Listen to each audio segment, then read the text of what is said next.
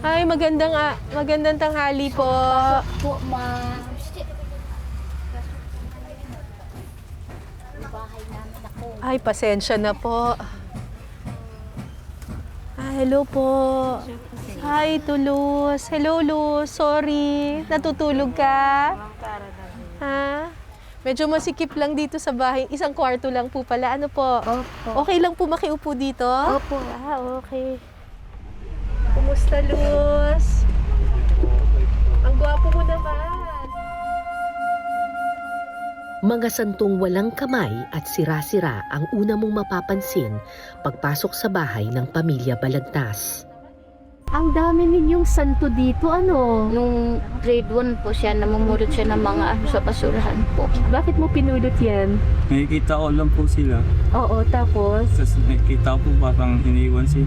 iniiwan sila sa basura. Bakit nilagay mo dyan yan, ang mga santo ninyo? Naging altar na po sila. Naging altar na sila. Opo. Oo. Kinakausap mo yan sila? Minsan po, ma'am. Kinakausap mo? Opo. Anong sinasabi mo? Pagalingin po nila ako sa sakit. Kaya, nakain muna. 27 taong gulang lamang si Luz, pero sa kanyang itsura, aakalain mong matanda na siya. Naghahabol ng hininga. Hindi dating ganito ang binata. Matikas at malakas. Dati siyang tagalinis sa mga barko. Pero sa loob lamang ng 9 na buwan, ninakaw ng sakit ang kanyang kalusugan. Kailan mo nalaman na meron kang TB? Late na po eh. Ang bilis po. Ano ba ang nangyari at paano nagsimula? Kailan mo ano yung mga unang sintomas? Wala po, ma'am eh.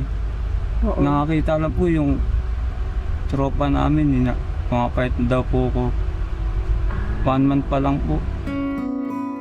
August 2025 nang malaman ni Luz na nahawa siya ng tuberculosis. Isang sakit sa baga na nakukuha mula sa isang bakterya. Lagnat, matinding ubo na lagpas 2 linggo, pag-ubo ng dugo at labis na pagpayat ang ilan sa mga sintomas ng TB. Paano mo nalaman na may Din sakit? po, kayo na po yun. Pagkatapos, Pag yun na lang na po yung usok, oo. bigla na po ako inubo ng inubo. Doon na Oo. po nagsimula. Ubo ka ng ubo. Opo. Tapos, anong klaseng ubo? May plema? Walang plema? Ano? Tulig rin po agad eh. Nung inubo ka ng inubo, anong ginawa mo? Nagpunta ka ba sa doktor? Clinic po agad. Nagpunta kang Sa clinic? Canosa po. Oo. Tapos, anong sabi sa'yo? With Amada po agad baga ako. Matagal nang may gamot para sa tuberculosis. Libre nga itong nakukuha sa mga health center. Kaya kung tutuusin, madali na dapat itong gamutin.